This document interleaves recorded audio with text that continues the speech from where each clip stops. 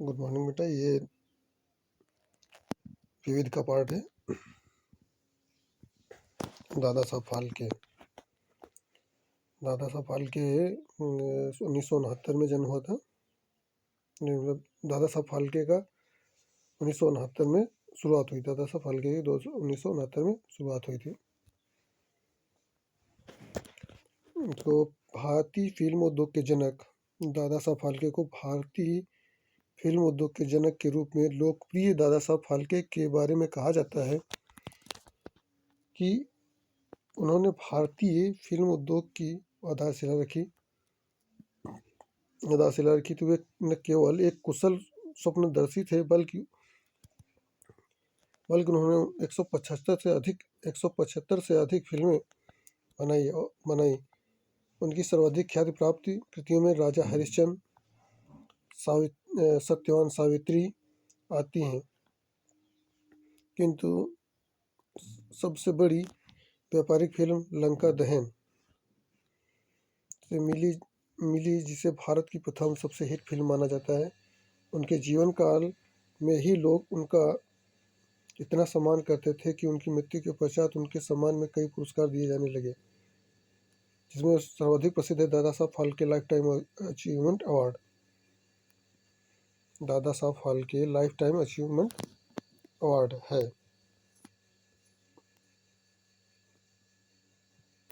ये हैं सबसे बड़े फिल्म निर्देशक सत्यजीत रे। सत्यजीत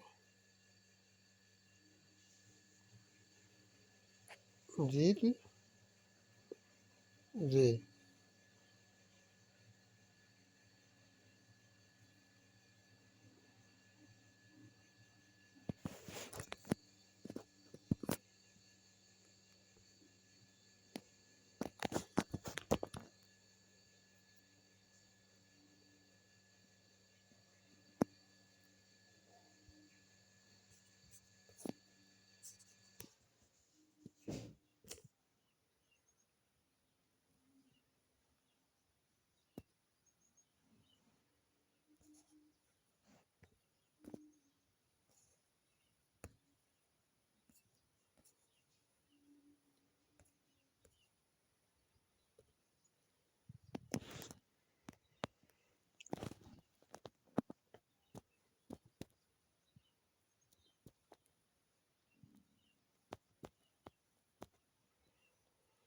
ये हैं सत्यजीत रे, जो फिल्म निर्देशक थे।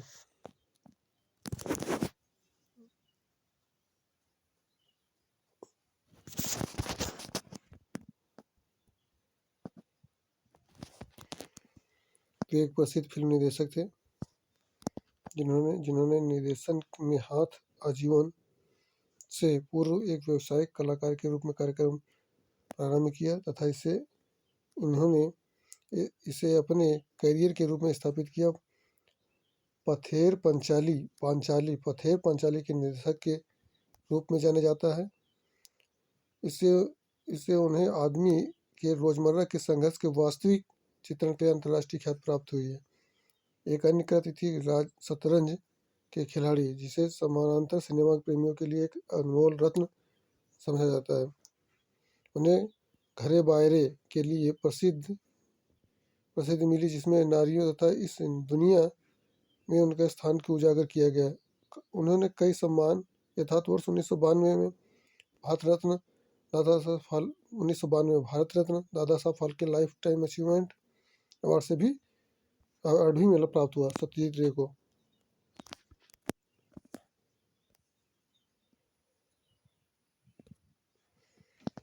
उन्हें कई अंतर्राष्ट्रीय पुरस्कार तथा फ्रांस सरकार के द्वारा कला के सर्वोच्च नागरिक सम्मान द लीजन ऑफ ऑनर प्रदान किया गया। उन्हें अकादमी ऑफ मोशन पिक्चर्स के द्वारा लाइफ टाइम अचीवमेंट के लिए विशेष ऑस्कर सम्मान प्रदान किया गया।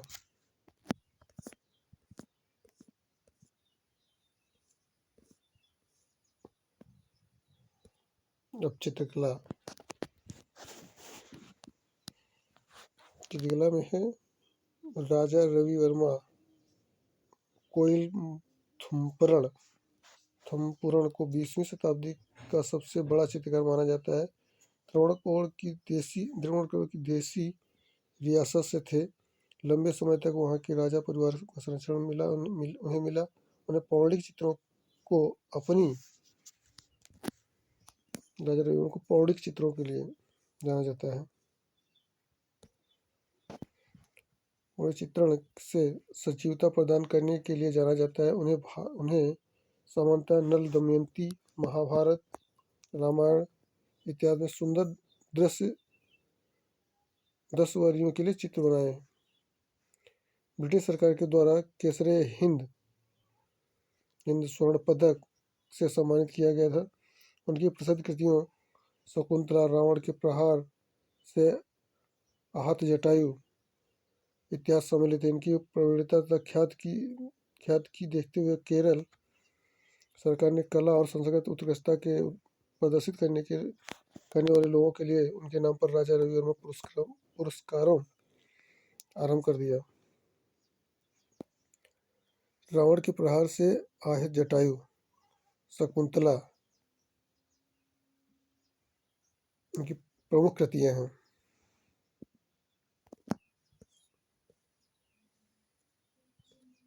अमृता शेरगिल ये चित्रकार हैं।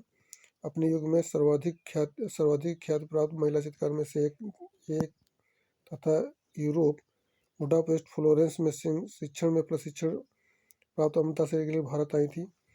उनके चित्र यंग गर्ल्स पर निश्चय ही उनके यूरोपीय प्रशिक्षण की छाप दिखती है। इससे उन्हें associate of Grand Salon in Paris के लिए चयनित सर्वाधिक कम आयु की कलाकार तथा प्रथम एशियाई के रूप में प्रसिद्धि मिली। आगे चलकर वे रविन्द्रनाथ टैगोर और यामिनी राय से प्रभावित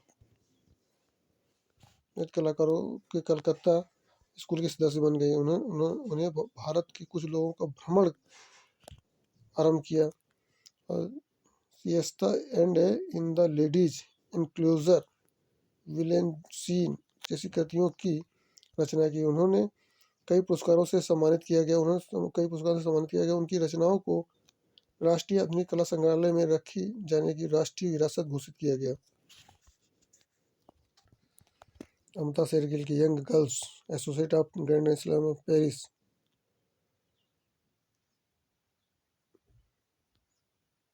बुडापेस्ट, हंगरी।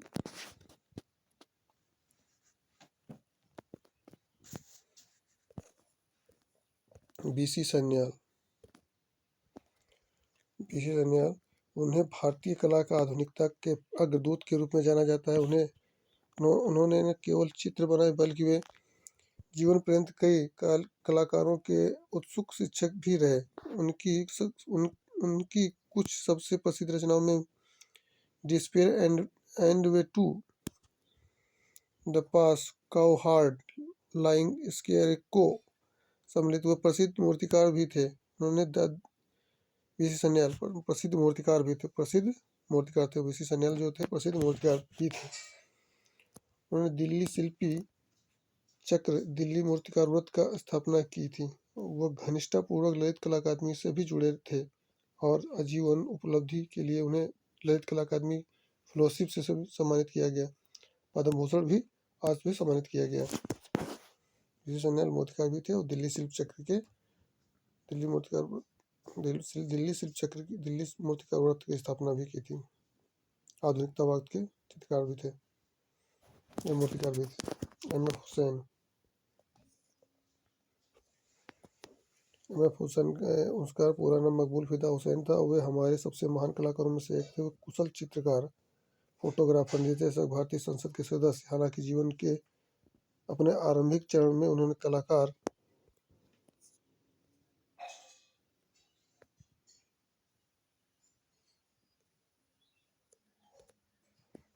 कलकत्ता, मुंबई आदि के विषयों पर काम करके ख्याति प्राप्त की। वे मदर इंडिया, कुछ हिंदू देवी देवताओं के नग्न पेंटिंग बनाने में विवाद में आ गए थे, जिसके फलस्वरूप उनके विरुद्ध अश्लीलता के कई मुकदमे किए गए और बजरंग दल आरएसएस से उनकी सुरक्षा को खतरा पैदा हुआ, जिसके परिणामस्वरूप उन्हें संयुक्त अरब अमीरात स्थानांतरित होने के लिए विवश होना पड़ा। उन्होंने सभी 3 पद्म पुरस्कारों और बर्लिन फिल्म समारोह में गोल्डन बियर पुरस्कार जैसे कई पुरस्कार प्राप्त किए गए।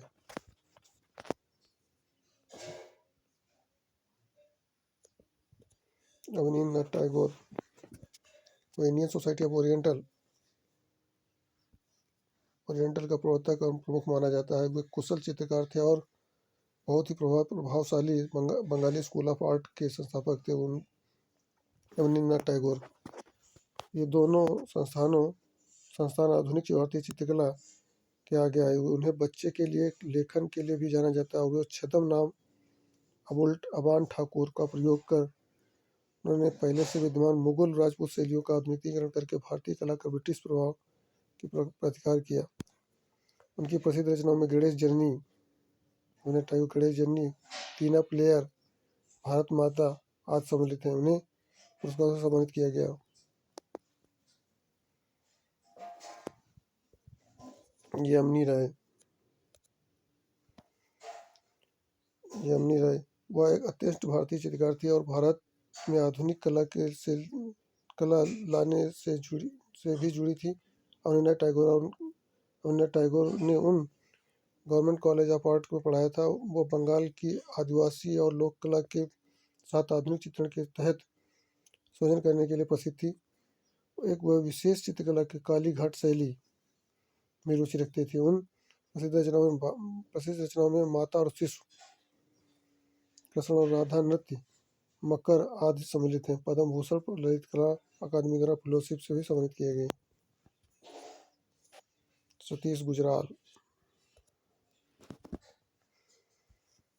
वह केवल चित्रण के लिए ही बल्कि मूर्तिकारी, ग्राफिक डिजाइनिंग और भी चित्र बनाने के लिए भी जाने जाते हैं। वह जैसे स्कूल ऑफ आर्ट से स्नातक भारत विभाजन के जीवन पर गहरा प्रभाव पड़ा और उनके जीवन प्रतिबिंबित भी होते हैं। वह नई दिल्ली में बेल्जियम दूतावास के भी वास्तुकार हैं, जिसने उन्हें इंटरनेशनल फोरम ऑफ आर्किटेक्ट्स से उत्कृष्टता का पुरस्कार भी दिलवाया। उनकी प्रसिद्ध रचनाओं में manning in mass, Mirabai, raising of Lazarus आदि सम्मिलित है। उन्होंने वर्ष 1999 में पद्म भूषण से सम्मानित किया गया।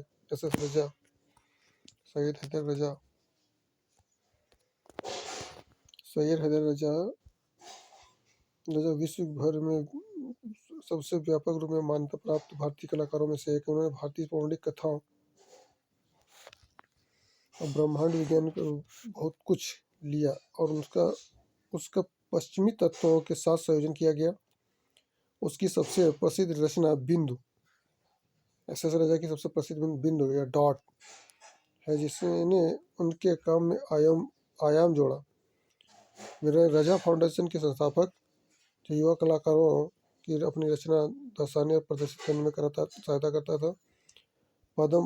सभी पद्म पुरस्कार, ललित कला अकादमी फेलोशिप आदि उन्हें कई पुरस्कार से सम्मानित किया गया। वैश्विक पारदर्श में उन्हें फ्रांस की सरकार द्वारा दिया जाने वाला सर्वोच्च नागरिक लीजन ऑफ ऑनर भी दिया गया। तैयब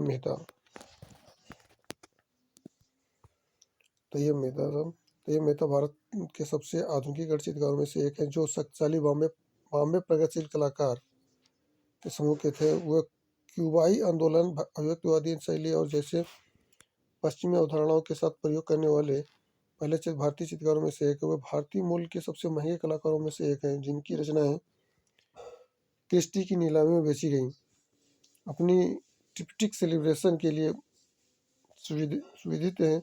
भारत सरकार ने उन्हें पद्म भूषण कई पुरस्कारों से सम्मानित किया। तैयब मेहता को ट्रिप्टिक सेलिब्रेशन, नंदलाल बोस, मिस्टर मोसाई। उन्हें भारतीय कला में प्रासंगिक आधुनिकता का आंदोलन का बड़ा बीड़ा उठाया है। वे रवींद्रनाथ टैगोर के छात्र थे और आधुनिकता को पौराणिक कथाओं और ग्रामीण जीवन महिलाओं के संपर्क में आए। उनकी रचनाएं भारतीय पुरातत्व सर्वेक्षण द्वारा संरक्षित किए जाने और नियत बंद किए जाने की योग्य कला मानी जाती है। ललित कला अकादमी का पहला फेलो माना गया है। वर्ष 1954 पद्म भूषण से सम्मानित किया गया। पृथ्वीराज बॉलीवुड का प्रथम कहलाने वाले कपूर के संस्थापक पृथ्वीराज कपूर रंगमंच में ही नहीं अभिरुचि रखते थे, बल्कि वो एक अभिनेता और निर्माता एक संपादक भी थे। उन्हें वे भारतीय जनमनाट्य संघ इट्टा के संस्थापक सदस्यों में थे। वे पृथ्वी रंगमंच के संस्थापक थे जिन्होंने उनके कई नाटकों को प्रस्तुत किया।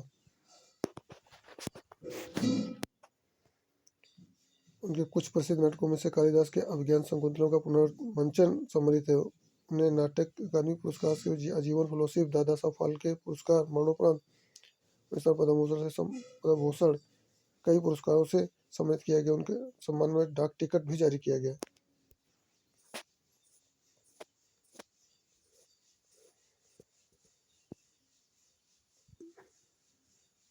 ली कार्बूजियर 2021 में इसको सुनाया था। ली कार्बूजियर भारत के अग्रणी आधुनिक वास्तुकारों में से एक हैं और वो चंडीगढ़ नगर के वास्तुकार के रूप में इतिहास में अमर हो गए हैं। पंजाब सरकार ने उन्हें नियोजित नगर निर्माण करने का सौंपा, जो उस समय एक नवीन अवधारणा थी। उन्होंने 3 चरणों में नगर का निर्माण किया और उसे 3 खंडों में विभाजित किया। प्रथम खंड शीर्ष था, जिसमें प्रशासनिक, राजनीतिक, नौकरशाही भवन रखे गए।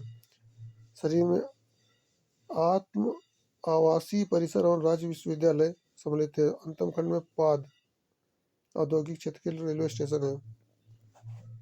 ली कार्बूजियर चंडीगढ़ के वास्तुकार थे।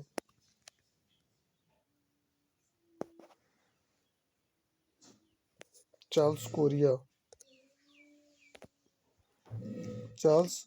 वह 20वीं सदी के सर्वाधिक सुविधित नगर नियोजक और वास्तुकारों में से एक माने जाते हैं। उन्होंने शहरी गरीबी को आवासीय आवश्यकताओं पर ध्यान केंद्रित किया और तदनुसार अपने वास्तुशिल्प डिजाइन को ढाला। उनकी सबसे प्रसिद्ध डिजाइनों में एक अहमदाबाद में साबरमती आश्रम, महात्मा गांधी स्मारक, संग्रहालय, जयपुर जवाहर कला केंद्र और नवी मुंबई की योजना बनाने में उन्हें महत्वपूर्ण भूमिका निभाई। चार्ल्स कोरिया ने महात्मा गांधी स्मारक, संग्रहालय, जवाहर कला केंद्र।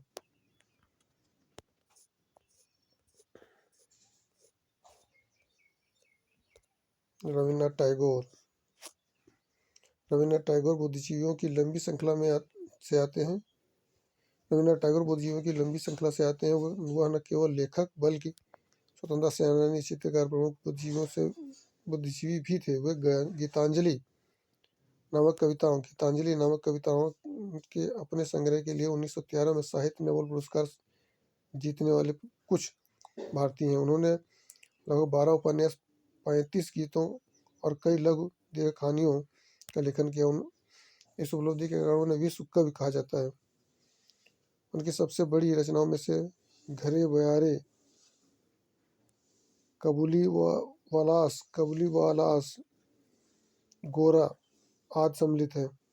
उन्होंने हमारे राष्ट्रगान जनगण मन का भी लेखन किया है। उन्हें ब्रिटिश सरकार से कई पुरस्कार मिलते हैं। उदाहरण के लिए उन्हें सर की उपाधि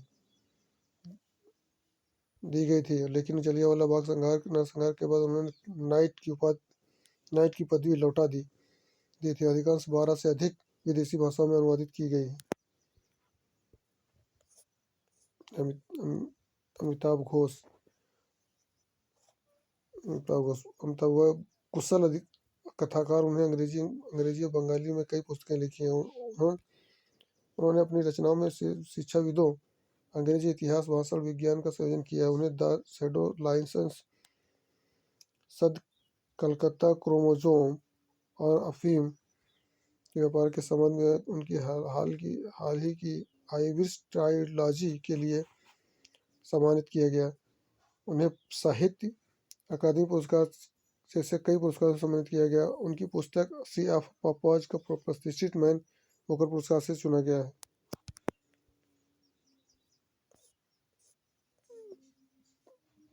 चेतन भगत। अरुंधति राय ने सन 1997 में अपनी पुस्तक the God of small things man Booker पुरस्कार जीतने वाली पहली भारतीय है। वो सामाजिक कार्यकर्ता रही और बड़ी बाधाओं की परियोजना को खुलकर विरोध करती हैं। जिन्होंने नर्मदा बांध परियोजना की भांति कई लाख गरीब किसानों को व्यवस्थित किया है। वह परमाणु लामबंदी के विरोध करती थी। उन्होंने इन मुद्दों के लिए अधिक कार्य किया है।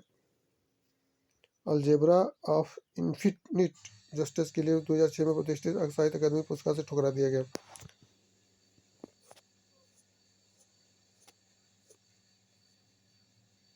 आर के नारायण साहब हुए अंग्रेजी साहित्य के सबसे प्रसिद्ध लेखों में से एक हुए। मालगुडी डेज के रचनाकार के रूप में हमारे संपूर्ण बचपन के अमर हो गए। उन्हें स्वामी एंड हिज फ्रेंड्स के लिए भी जाना जाता है, जिस पर टेलीविजन सीरियल भी बनाया गया है, जो बहुत लोकप्रिय रहा था। उन्हें घर घर के पहचाना जाता है वाला नाम बना दिया गया है। उन्हें उपन्यास द गाइड जिस पर देव आनंद की सफल फिल्म बनाई गई थी। भारतीय साहित्य अकादमी राष्ट्रीय पुरस्कार से सम्मानित किया गया। 2000 पद्म भूषण से भी सम्मानित किया गया उन्हें। मुंशी प्रेमचंद हिंदू उर्दू में सबसे अच्छे नाटकों में से एक थे। हिंदी भाषा पर उनके अधिकार के लिए उन्हें मुंशी की मानद उपाधि दी गई थी। उन्होंने लघु कथाओं, नाटकों और कई निबंधों को लेखन किया था। स्वतंत्रता संग्राम से अत्यधिक प्रभावित था और इसने उनकी रचनाओं को प्रभावित किया। उन्होंने जाति समस्या के विषय में लिखा भी था। उनकी उत्कृष्ट रचनाओं में से वरदान, सेवा सदन, गोदान, गबन सम्मिलित है। उनके नाटक शतरंज के खिलाड़ी का बार बार मंचन किया गया। वह इतने विश्वसनीय है मुंशी प्रेमचंद पुरस्कार उनके नाम पर स्थापित किया गया। हरिवंश राय बच्चन, वे नई कविता शीर्षक साहित्यिक आंदोलन की उपज थे। वे जो हिंदी साहित्यिक वृत्ति में एक रोमांटिक लहर लाया था। वे न केवल प्रतिभाशाली कवि थे बल्कि एक अच्छे शिक्षक भी थे। वे अपनी मधुशाला के लिए प्रसिद्ध है, जिसे मन्ना डे द्वारा संगीतज्ञ स्मरण के रिकॉर्ड किया गया। भारत सरकार ने पद्म भूषण, पद्म साहित्य अकादमी पुरस्कार सम्मानित किया था।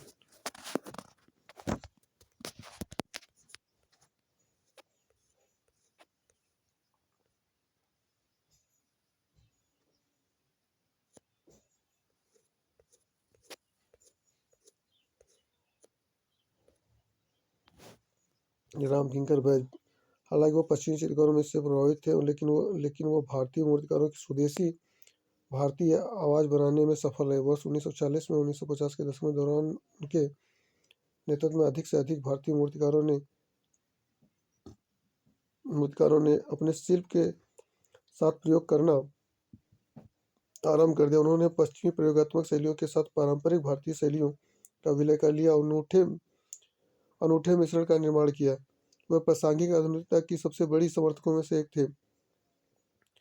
उन्होंने कच्छ और देवानी, मिथुन, सरस्वती जैसे कलाकृतियों की रचना की। उन्होंने लकड़ी और पत्थर की मूर्तियां के साथ प्रयोग किया। वर्ष 1970 में भारत सरकार द्वारा पद्म भूषण से और विश्व भारती विश्वविद्यालय से देशिकोत्तम जैसे कई पुरस्कारों से सम्मानित किया गया।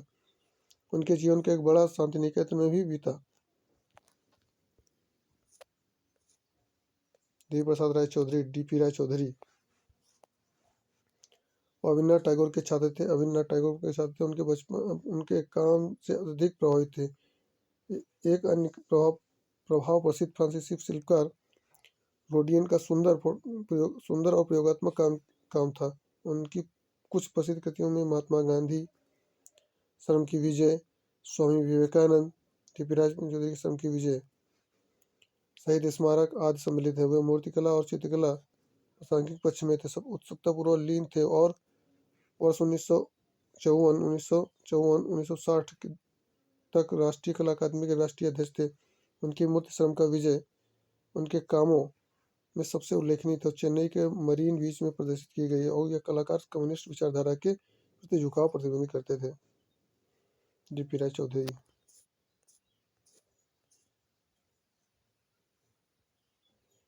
मीरा मुखर्जी मीरा हमारे समय की सबसे प्रसिद्ध महिला मूर्तिकारों में से एक है। वे चित्रकला, ग्राफिक्स और मूर्तिकला में दक्ष थीं। उन्होंने फोल्क, मेटल, कास्टिंग तकनीक के साथ पश्चिमी शैलियों का संयोजन किया। उन्होंने सबसे प्रसिद्ध रचना को अशोक कहा था और जैसे कॉलिंग में खड़ा किया गया था। वह भारतीय शास्त्रीय मूर्तियों से प्रेरित हो रही थी और अपने काम की वस्त्र मध्य प्रदेश ढोकरा कला का प्रयोग किया है उन्होंने।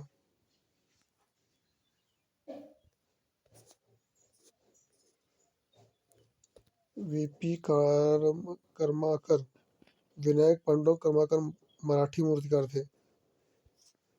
कलाकार थे और प्रयोगात्मक मूर्तिकारी के अग्रदूत थे। वे उन अग्रणी भारतीय मूर्तिकारों में थे जो रोडिन जैसे फ्रांसीसी मूर्तिकारों के द्वारा लाए गए अनुभवजन्य परिवर्तनों से अत्यधिक प्रभावित थे। उन्होंने मत्स्य कन्या, शंखध्वनि, हमजोली जैसी कई प्रसिद्ध कलाकृतियों का निर्माण किया। वर्ष 1964 में भारत सरकार ने पद्मश्री, ललित कला रत्न, अकादमी पुरस्कार, कई पुरस्कारों को सम्मानित किया गया।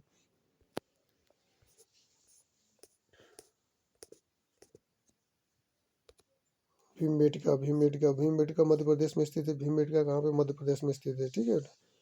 और इसमें एक प्रागैतिहासिक शैलाश्रय माना जाता है। कई विशेषज्ञों ने आश्रय की दीवारों की कलाकृतियों का अध्ययन कर यह निष्कर्ष निकाला कि पाषाण काल अवधि से संबंधित है।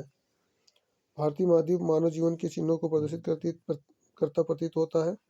इससे कई दक्षिण एशियाई पाषाण युग का नवजात अवधि के निर्मित किए गए जाने की अवधारणा को प्रबल देता है। वर्ष 2003 में यूनेस्को विरासत स्थल घोषित किया यूनेस्को विश्व विरासत स्थल घोषित किया गया। अध्ययनों के संकेत प्राप्त हुए हैं कि लगभग 1 लाख वर्ष पहले इन शैलाश्रयों के संभवतः होमो इरेक्टस निवास करते थे और इस समूह की नवीनतम शैली के चित्रकार 30,000 वर्ष से पुरानी पुरातनता के कारण इस स्थल में कई किंवदंतियों जोड़ी जाती रही। इसके नाम पर भीमबेटका का अर्थ भीम के बैठने का स्थान है, जो पांडव भाइयों के में से एक था।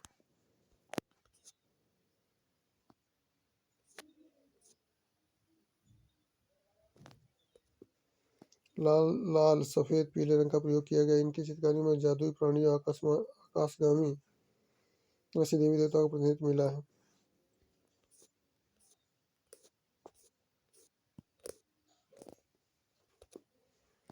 सांची मध्य प्रदेश में स्थित है। सांची मध्य प्रदेश में थे और बौद्ध स्तूपों के कारण विश्व में प्रसिद्ध है। और जब 1989 में यूनेस्को में बौद्ध स्तूपों विश्व धरोहर के स्थल के रूप में अपनाया। बिहार के विशाल स्तूप को सम्राट अशोक के द्वारा ईसा पूर्व तीसरी सदी में उद्घाटित किया गया था। इसी कारण से इसे भारत पत्थर के बने स्मारकों में सबसे पुराना माना जाता है। स्तूप के केंद्र में बुद्ध के अवशेष छात्रक जातक जैसे होते हैं। स्मारक की तुलना में अवशेष के उच्च स्थान को धोधक है। सांची का स्तूप मध्य प्रदेश में स्थित है, ठीक है। यूनेस्को में 1989 में लिया गया था विश्व धरोहर स्थल के स्तर में।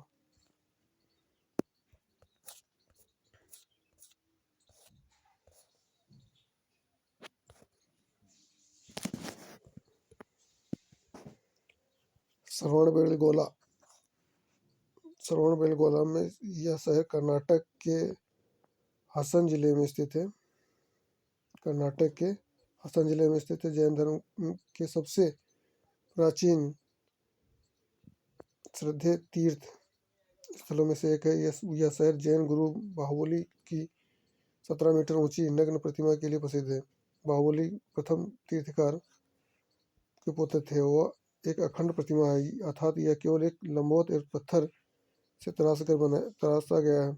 यह इंद्रगिरि पर्वत के शिखर पर स्थित है। श्रवणबेलगोला कर्नाटक में।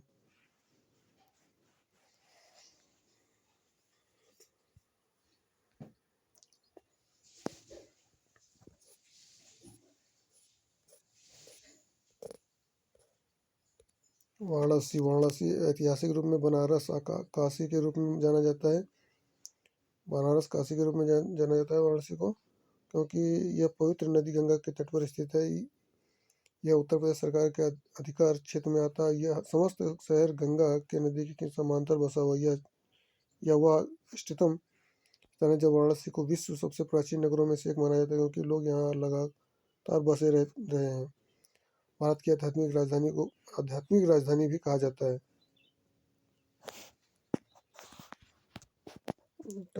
अनेक हिंदू मंदिरों बौद्ध मठों का गृह स्थान यह नगर विशेष भगवान आराधकों से जुड़ा हुआ है। कई मठ और मंदिर हैं। आदि शंकर के उच्च पुजारी वाराणसी के आधिकारिक पंथ के रूप में शैव पंथ की स्थापना की। काशी विश्वनाथ मंदिर इस शहर में संस्कृत को प्रभावित करता है।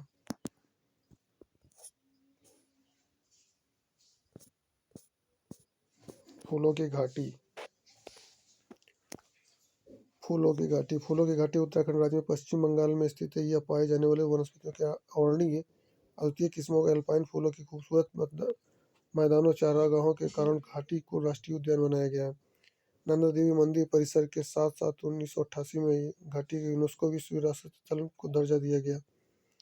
यह घाटी भी दुर्लभ और लुप्तप्राय जानवरों जैसे एसेकला भालू, कसूरी मृग, लाल लोमड़ी, हिम तेंदुआ आदि का गृह स्थान है। हिमालयन मोलन तीतर